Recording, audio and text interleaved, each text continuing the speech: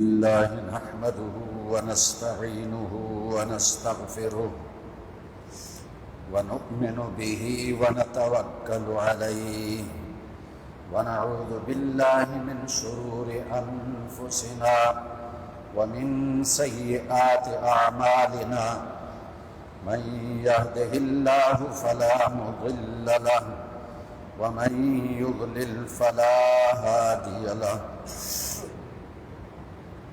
ونشهد أن لا إله إلا الله وحده لا شريك له ونشهد أن سيدنا ومولانا محمدا عبده ورسوله أما بعد فأعوذ بالله من الشيطان الرجيم بسم الله الرحمن الرحيم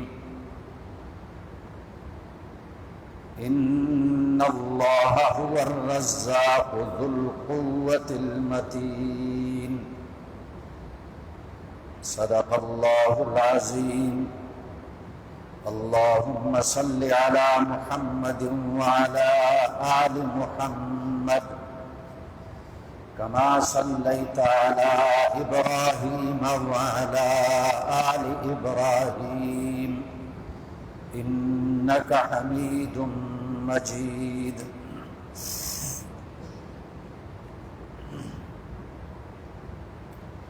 قابل احترام سامعین کرام،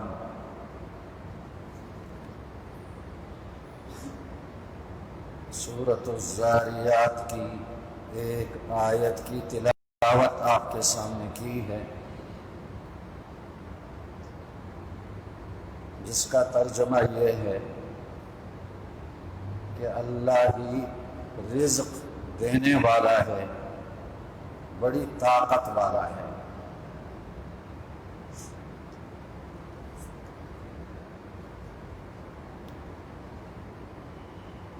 اللہ جل شانہ نہ صرف انسانوں کو بلکہ تمام مخلوق کو رزق دینے والا ہے۔ خشکی کی مخلوق کو، سمندر کی مخلوق کو، جنگلوں کی مخلوق کو، ہواؤں اور فضاؤں کی مخلوق کو رزق دینے والا اللہ ہے۔ اور یہ مخلوق کتنی ہے؟ وَمَا يَعْلَمُ جُنُودَ رَبِّكَ إِلَّا هُوَ، تیرے رب کی مخلوق کتنی ہے وہ اللہ ہی جانتا ہے۔ اور انسان یہ سمجھتا ہے کہ جتنا کھانا میں کھاتا ہوں تو اسی طرح دوسری مخلوق بھی وہی اتنا ہی کھانا کھاتے ہوں گے، لیکن ایسی بات نہیں۔ اللہ کی مخلوق میں ایسی مخلوق بھی ہے کہ ایک فرد تمام دنیا کی مخلوقات کے برابر کھانا کھاتا ہے، سب کو اللہ رزق دیتا ہے۔ رزق کے بغیر کوئی اس دنیا سے نہیں جا سکتا۔ حدیث پاک میں آتا ہے دو چیزیں ایسی ہیں کہ اگر انسان ان سے بھاگنے کی کوشش کرتا ہے وہ دو چیزیں اس کا پیچھا کرتی ہیں، ان سے انسان بھاگ ہی نہیں سکتا۔ ایک اس کی موت اور ایک اس کا رزق۔ رزق سے کوئی نہیں بھاگ سکتا، موت سے بھی کوئی نہیں بھاگ سکتا۔ یہ دونوں اس کے پیچھے پیچھے جا رہے ہیں، لیکن ایک رزق ہے اور ایک رزق میں برکت ہے۔ رزق تو اللہ سب کو دیتا ہے، لیکن رزق میں برکت اللہ کس کو دیتا ہے یہ ہمیں اللہ سے مانگنا چاہیے اور ان اسباب کو اختیار کرنا چاہیے کہ جن اسباب کی بنا پر اللہ اپنے بندے کے رزق میں برکت عطا کرتا ہے۔ اور رزق ہے کیا چیز؟ کھانا پینا بھی رزق میں شامل ہے، لباس اور سواری بھی رزق میں شامل ہے، رہنے کے لیے مکان بھی رزق میں شامل ہے، بیماری کے لیے دوائیں بھی رزق میں شامل ہے۔ انسان کی ضروریات جتنی بھی ہیں وہ سب رزق ہے۔ مفسرین نے واقعہ لکھا ہے، حضرت سلیمان علیہ السلام کو اللہ نے پوری دنیا کی حکومت عطا فرمائی، انسانوں پر، جنات پر، درندوں پر، پرندوں پر، چیونٹیوں پر، زمین پر رینگنے والی مخلوق پر، اور سمندر کے اندر مچھلیوں پر، سب پہ اللہ نے حکومت عطا فرمائی۔ حضرت سلیمان علیہ السلام نے اللہ سے اجازت طلب کی کہ پروردگار تو نے بڑی نعمت عطا کی، میں تیری مخلوق کی دعوت کرنا چاہتا ہوں اور 1 مہینہ ان کو کھانا کھلانا چاہتا ہوں۔ اللہ نے فرمایا تو اس کی طاقت نہیں رکھتا۔ پھر 1 ہفتے کی اجازت طلب کی، 1 ہفتہ تیری مخلوق کو کھانا کھلانا چاہتا ہوں۔ اللہ نے فرمایا تو اس کی طاقت نہیں رکھتا۔ پھر 1 وقت کے کھانے کی اجازت طلب کی، اللہ نے اس کی اجازت دے دی۔ اور سلیمان علیہ السلام کے لیے کھانے کی چیزوں کا جمع کرنا پوری دنیا سے، اور پکانا اور تیار کرنا، دسترخوان سجانا کوئی مشکل نہیں تھا۔ جنات کو حکم دیتے اور وہ ساری چیزیں حاضر کر لیتے۔ دور دور دراز سے دسترخوان بچھایا گیا۔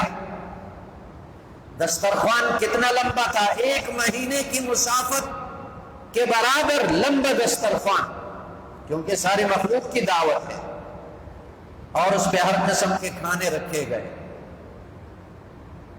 اللہ سے پوچھا کہ پروردگار کون سی مخلوق سے ابتدا کروں؟ اللہ نے فرمایا سمندر کی مخلوق سے ابتدا کرو، اور اللہ نے مچھلیوں کو بتا دیا، سمندر کی مخلوق کو، کہ سلیمان علیہ السلام کی دعوت ہے، سب نکلو کھانے کے لیے۔ سب سے پہلے 1 مچھلی سے ابتدا کی، وہ مچھلی سمندر سے نکلی، مچھلی تھی یا جو بھی مخلوق تھی سمندر سے نکلی، اور دسترخوان کے ایک کنارے سے شروع کر کے آخری کنارے تک، دوسرے کنارے تک سارا کھانا ایک لقمہ بنا دیا۔ اور سلیمان علیہ السلام سے اس نے کہا، اس مچھلی نے، کہ 2 لقمے اور مجھے چاہیے۔ اللہ کے ہاں ایک وقت میں اس طرح 3 لقمے مجھے ملتے ہیں۔ حضرت سلیمان علیہ السلام نے فرمایا کہ یہ تو ساری مخلوق کے لیے کھانا تیار کیا تھا، اور کہاں سے لاؤ؟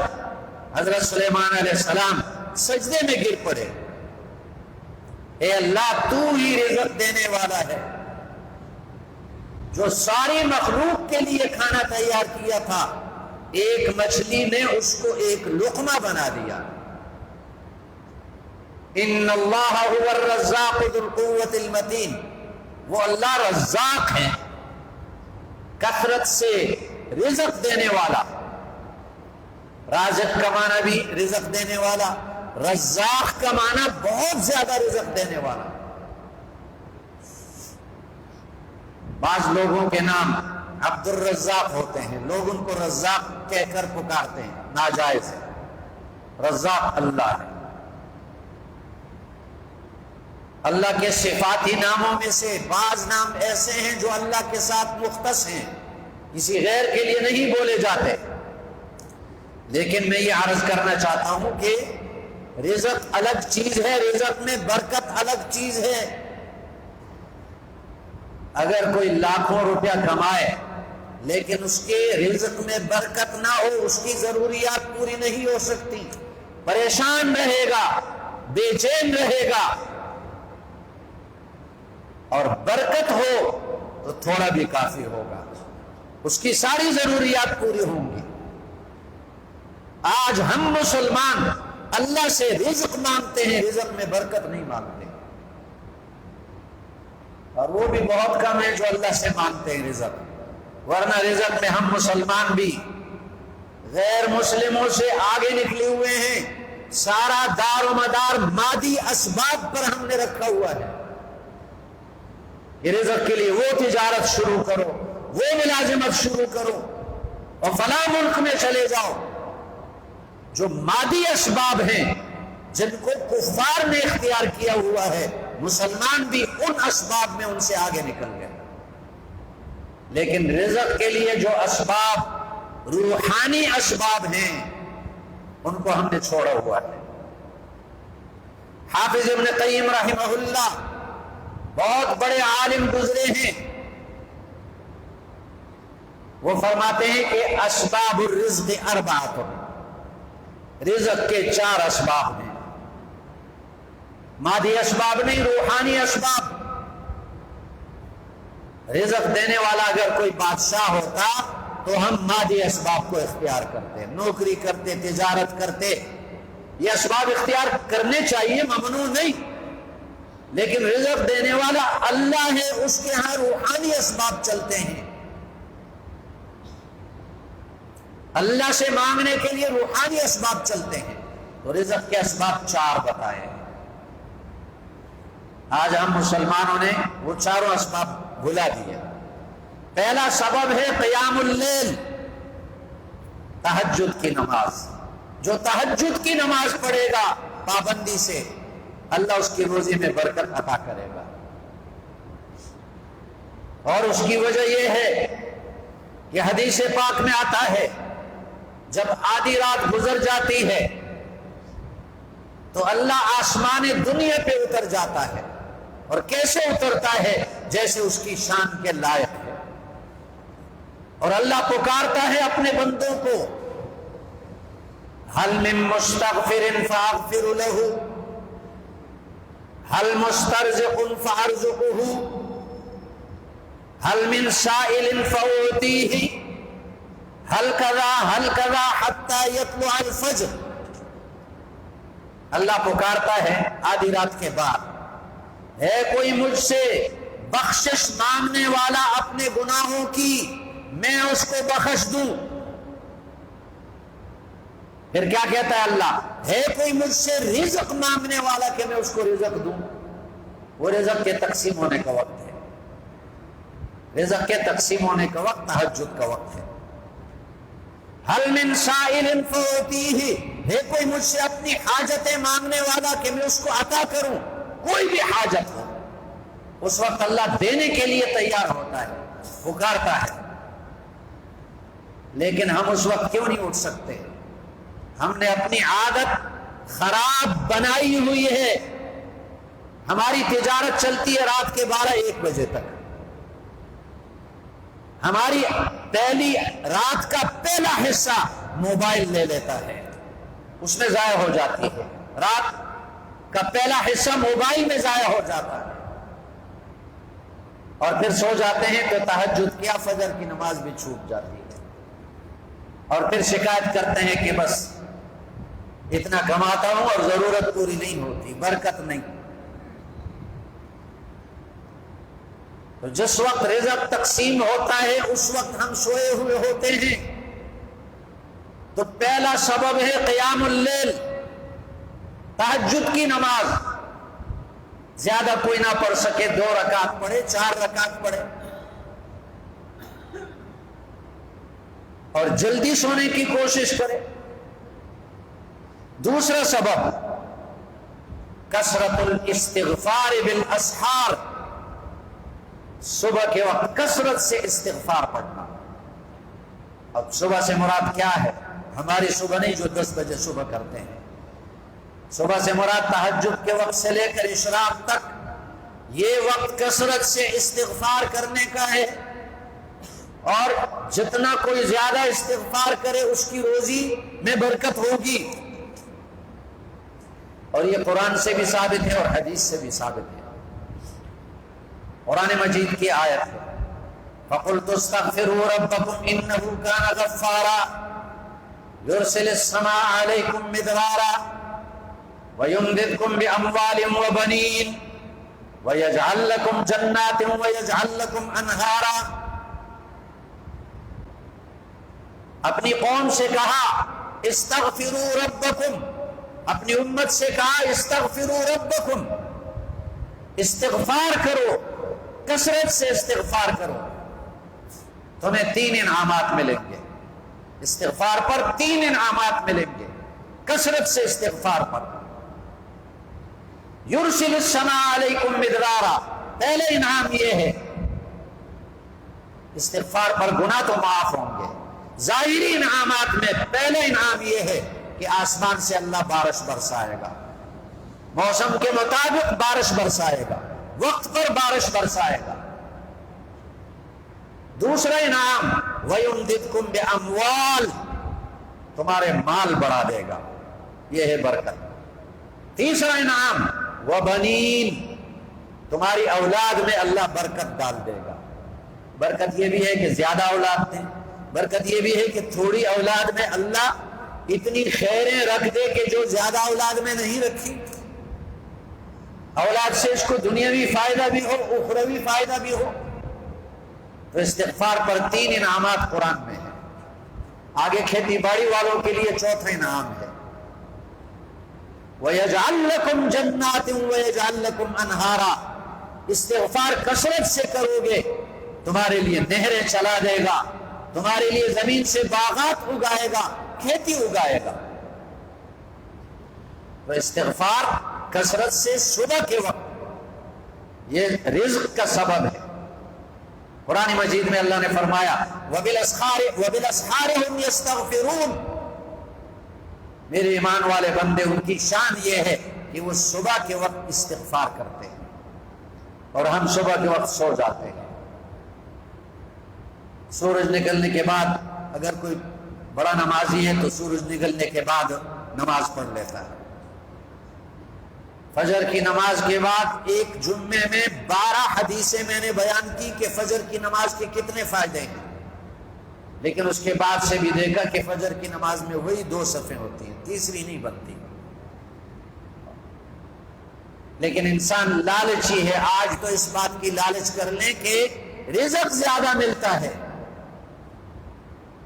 فجر کی نماز پڑھ کر تلاوت کرنے، استغفار کرنے پر رزق زیادہ ملتا ہے. اور حدیث پاک میں آتا ہے نبی کریم صلی اللہ علیہ وسلم نے فرمایا من لزم الاستغفار جعل اللہ له من كل هم فرجا ومن كل ضيق مخرجا ورزقه من حيث لا يحتسب. جو استغفار کو لازم پکڑے، ایک تو صبح کے وقت استغفار ہے، اس کی بڑی فضیلت ہے، اور یہ ہے کہ اٹھتے بیٹھتے چلتے پھرتے کثرت سے استغفار کرے. استغفر اللہ تعالی ربی من کل ذنب واتوب الیہ، استغفر اللہ الذی لا الہ الا هو الحی القیوم واتوب الیہ. کوئی بھی استغفار کا کلمہ اس کو یاد ہو.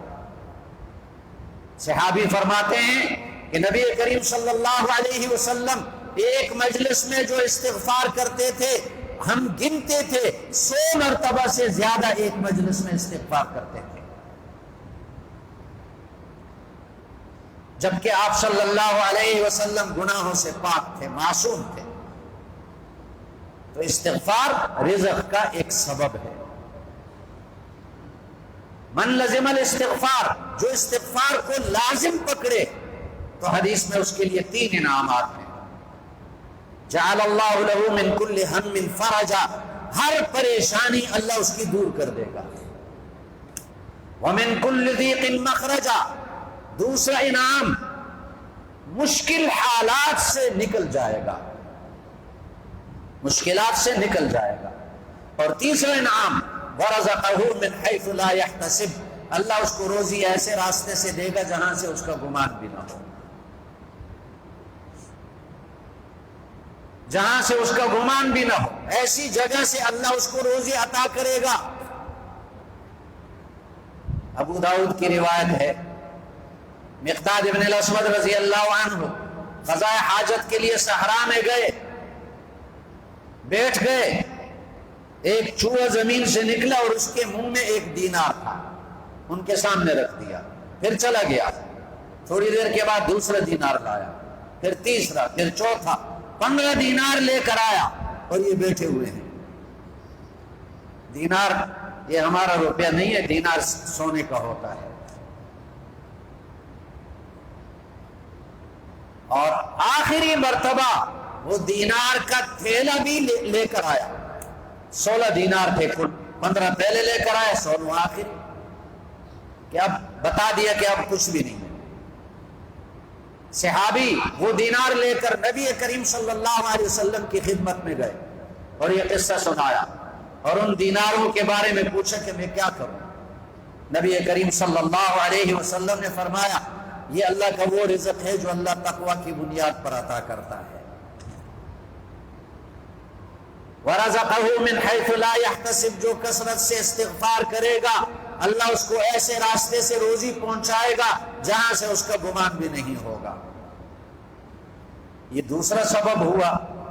اور تیسرا سبب تعاہد الصدقہ، صدقہ اور خیرات کرنا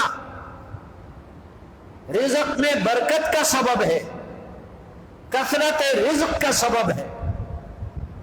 اور یہ بھی حدیث سے ثابت ہے، حدیث قدسی ہے، اللہ جل شانہ فرماتے ہیں یا ابن آدم انفق انفق علیک، انفق انفق علیک، اے ابن آدم تم خرچ کرو دوسروں پر، میں تم پہ خرچ کروں گا، تم دوسروں کو دو میں تمہیں دوں گا۔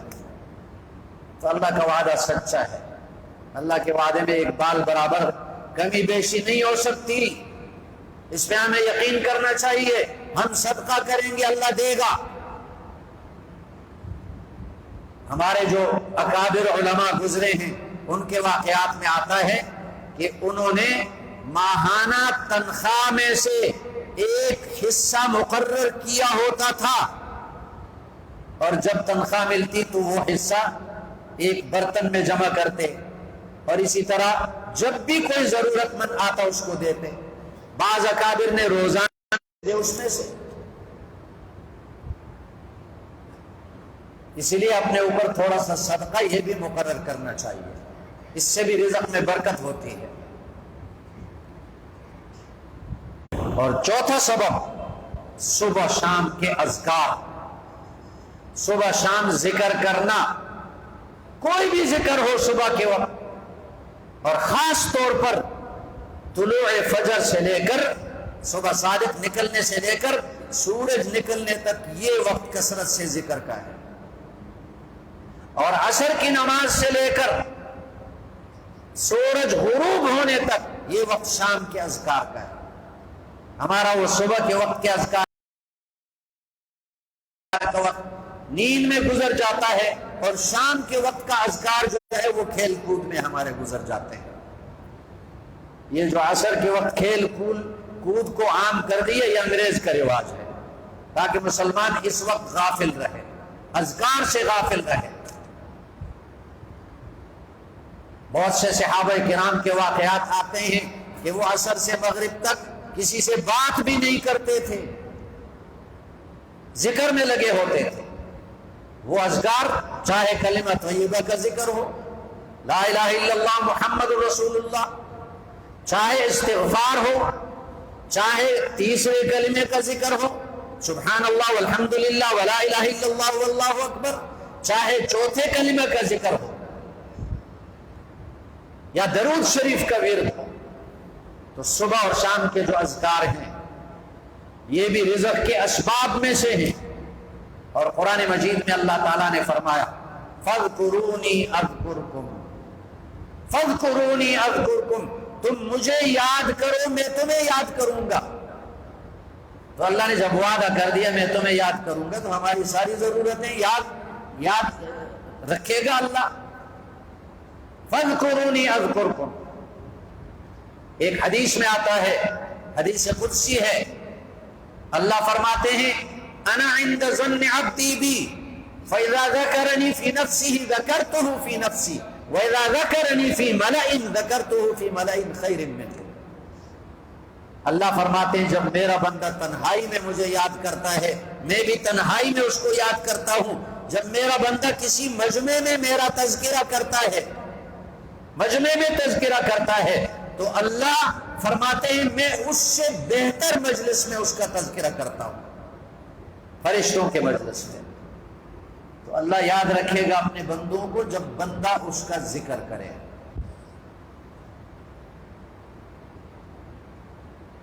تو کثرت سے اللہ کا ذکر کرنا، صبح شام کے اذکار، یہ اسباب رزق میں سے ہے۔ رزق دینے والا اللہ ہے اور وہ ہر مخلوق کو رزق دیتا ہے، لیکن یہ 4 اسباب ایسے ہیں کہ ان سے رزق میں برکت ہوتی ہے، کوئی شک و شکایت نہیں رہتی۔ ایک قیام اللیل، تہجد کی نماز، اور دوسرا صبح کے وقت کثرت سے استغفار پڑھنا، اور تیسرا صدقہ اپنے اوپر لازم کرنا، صدقہ کرنا، اور چوتھا صبح شام کے اذکار۔ ان اسباب کو اختیار کریں، چونکہ رزق دینے والا اللہ ہے، اور اللہ نے مادی اسباب جو رزق کے لیے مقرر کیے اس کی اجازت دی، اس کو منع نہیں فرمایا، لیکن اللہ کے ہاں روحانی اسباب زیادہ چلتے ہیں۔ ان روحانی اسباب کو ہم اختیار کریں تاکہ اللہ ہمارے رزق میں برکت ڈال دے۔ سبحانک اللہم و بحمدک۔